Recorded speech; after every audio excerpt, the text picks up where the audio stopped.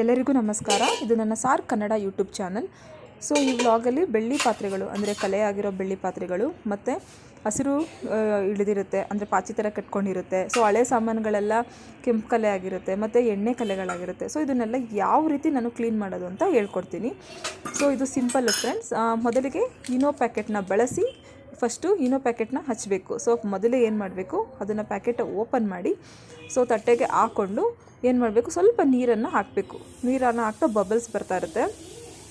So ಇದರಿಂದ ಯಾವ side effects ಆಗೋಲ್ಲ ಫ್ರೆಂಡ್ಸ್. ಬೆಳ್ಳಿ ಪಾತ್ರೆಗಳಿಗೆ ನೀವು ಆರಾಮಾಗಿ ಯೂಸ್ ಮಾಡ್ಬೋದು. ಇವಾಗ ಲೈವ್ ತೋರಿಸ್ತೀನಿ ನೋಡಿ. ಸೊ ಒಂದು ಸ್ಕ್ರಬ್ನ ಯೂಸ್ ಮಾಡಿ, ದೇವ್ರ ಸಾಮಾನಿಗೆ ಅಂತಲೇ ಒಂದು ಸ್ಕ್ರಬ್ನ ಯೂಸ್ ಮಾಡ್ಕೊಳ್ಳಿ. ಸೊ ಯೂಸ್ ಮಾಡಿ ಬಬಲ್ಸ್ ಬರ್ತಾ ಬರುತ್ತೆ. ಆಮೇಲೆ ನಂತರ ಎಲ್ಲ ಬೆಳ್ಳಿ ಪಾತ್ರೆಗಳು ಅಪ್ಲೈ ಮಾಡ್ತಾ ಬನ್ನಿ. ಒಂದೊಂದೇ ಪಾತ್ರೆಗಳಿಗೆ ಅಪ್ಲೈ ಮಾಡ್ತಾ ಬನ್ನಿ.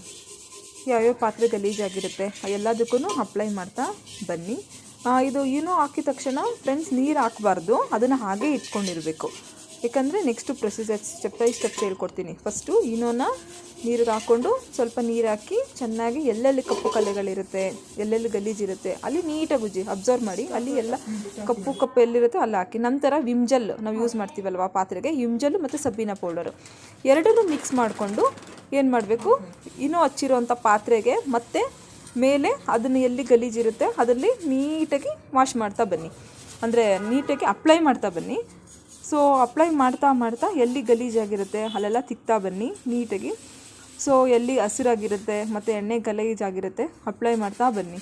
ಸೊ ಅಬ್ಸರ್ವ್ ಮಾಡಿ. ಸೊ ಉಜ್ತಾ ಕಪ್ಪಗೆ ಬರ್ತಾ ಇರುತ್ತೆ ನೋಡಿ, ಅದು ಗಲೀಜು. ಸೊ ಅದೇನಾಗಿರುತ್ತೆ ಅದು ಬಿಟ್ಕೊಳ್ಳುತ್ತೆ. ಸೊ ಅಬ್ಸರ್ವ್ ಮಾಡಿ. ಈ ತಟ್ಟೆಯಲ್ಲಿ ಕೆಂಪಗಿತ್ತು. ಸೊ ಅದನ್ನು ನಾನು ಕ್ಲೀನ್ ಮಾಡ್ತಾ ಏನಾಗಿದೆ ನೋಡಿ. ಸೊ ಈ ಥರ ಕಲೆ ಬಿಟ್ಕೊಳ್ಳುತ್ತೆ. ಆ ನಂತರ ನಾವು ಏನು ಮಾಡಬೇಕು, ವಾಶ್ ಮಾಡೋಣ. ಸೊ ವಾಶ್ ಮಾಡಬೇಕು. ಎಲ್ಲ ಫುಲ್ ಎಲ್ಲ ನೀಟಾಗಿ ತಿಕ್ಕಿ ನೋಡಿ, ಈ ಥರ ಕಪ್ಪು ಕಲೆ ಬರುತ್ತೆ. ಸೊ ನಂತರ ವಾಶ್ ಮಾಡಿ. ಎಲ್ಲ ಪಾತ್ರೆಗಳು ಇದೇ ಥರ ನೀಟಾಗಿ ವಾಶ್ ಮಾಡ್ತಾ ಬನ್ನಿ.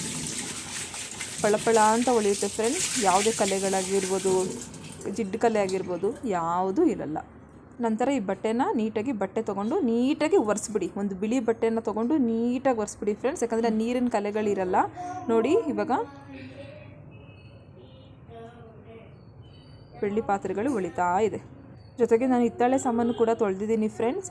ಇದಕ್ಕೆ ನಾನು ಇನೋ ಪೌಡರ್ನ ಯೂಸ್ ಮಾಡಿಲ್ಲ, ಬರೀ ಹುಣಸೆಹಣ್ಣು ಮತ್ತು ಸಬೀನಾ ಯೂಸ್ ಮಾಡಿ ವಾಶ್ ಮಾಡಿದ್ದೀನಿ.